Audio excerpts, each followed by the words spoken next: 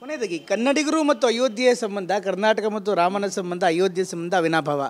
ಕರ್ನಾಟಕರು ಸಾಕಷ್ಟು ಕೊಡುಗೆ ಇದೆ, ಗೋಪಾಲ್ಜಿ ಸೇರಿದಂತೆ ಅನೇಕರು ಇದರ ಜವಾಬ್ದಾರಿಯನ್ನು ಹೊತ್ಕೊಂಡಿದ್ದಾರೆ. ತಾವು ಯಾವ ರೀತಿ ನೋಡ್ತೀರಿ ಆ ಅನ್ಯೂನ್ಯತೆ? ಈಗ ಹೊಸ ಕೌಲಿಗೆ, ಹೊಸ ಮಗ್ಲಿಗೆ ಬಂದಿದೆ, ಹೊಸ ಸಂಬಂಧ ಮತ್ತಷ್ಟು ಮುಂದುವರಿಯುತ್ತಾ? ಖಂಡಿತ ಖಂಡಿತ. ಇದನ್ನು ಇವರು ಯೋಚನೆ ಮಾಡಬೇಕಾಗಿತ್ತು.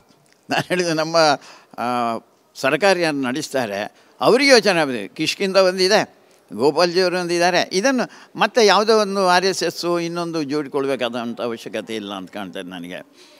ಅದಾದ ಮೇಲೆ ಈಗ ಮೊನ್ನೆ ಮತ್ತೆ ಶೃಂಗೇರಿ ಶ್ರೀಗಳು ಹೇಳ್ತಾಯಿದ್ದು ಋಷಿ ಶೃಂಗ, ಅಲ್ಲಿ ಒಂದು ದೊಡ್ಡ ಯಾಗ ನಡೆದಿದೆ, ಪುತ್ರಕಾಮೇಷ್ಟಿ ಯಾಗ, ಅದರಿಂದ ರಾಮನ ಜನ್ಮ ಆಯಿತು ಅಂತ ಹೇಳ್ತಾ ಇದ್ದಾರೆ.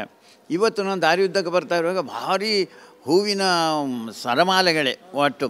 ಅದು ಯಾರ್ದನ್ನು ಹೇಳಿದ್ರೆ ಮತ್ತೆ ಬೆಂಗಳೂರಿನವರು, ಆ ಕಡೆ ದೊಡ್ಡಬಳ್ಳಾಪುರ ಅಂಥವ್ರು ಬಂದು ಇಲ್ಲಿ ಆ ರೀತಿಯ ಒಂದು ಅಲಂಕಾರ ಮಾಡಿದ್ದಾರೆ ಅಂತ.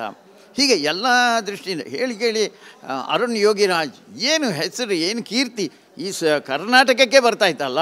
ಈ ಸರ್ಕಾರಕ್ಕೆ ಹೋದೊಂದು ದೊಡ್ಡ ಹೆಸರು ಕರ್ನಾಟಕ. ನಮ್ಮ ರಾಜ್ಯದವನ ಮೂರ್ತಿಯನ್ನೇ ಇನ್ನು ತಲೆತಲಾಂತರ, ಇನ್ನು ಸಾವಿರಾರು ವರ್ಷ ಇರುವಲ್ಲಿವರೆಗೆ ಅವನ ನೆನಪು ಉಳಿತು. ಅಂದರೆ ಕರ್ನಾಟಕದ ನೆನಪು ಉಳಿದೆ. ಇವರಿಗೆ ಕರ್ನಾಟಕ ಇಲ್ಲ, ಅವರಿಗೆ ಸರ್ಕಾರ ಪಕ್ಷ ಅಷ್ಟಕ್ಕೆ ಇಟ್ಟುಕೊಂಡಿದ್ದಾರೆ. ಅಂಥ ಒಂದು ಅವಿನಾಭಾವ ಸಂಬಂಧ ಒಂದು ಕರ್ನಾಟಕಕ್ಕೆ ಮತ್ತು ಇನ್ಯಾವುದೇ ರಾಜ್ಯಕ್ಕೆ ಆ ರೀತಿ ಇರಲಿಕ್ಕಿಲ್ಲ ಅಂತ ನನಗೆ ಅನ್ನಿಸ್ತದೆ. ಅಂಥ ಒಂದು ಸಂಬಂಧ ಹನುಮಂತರಿಂದ ಪ್ರಾರಂಭ ಆಗಿದೆ. ಆ ಸಂಬಂಧಗಳು ದೀರ್ಘಕಾಲ ಉಳಿಯುವಂಥ ಸಂಬಂಧಗಳು. ಖಂಡಿತ ಕರ್ನಾಟಕಕ್ಕೊಂದು ಹೆಮ್ಮೆ ಕರ್ನಾಟಕದವರು.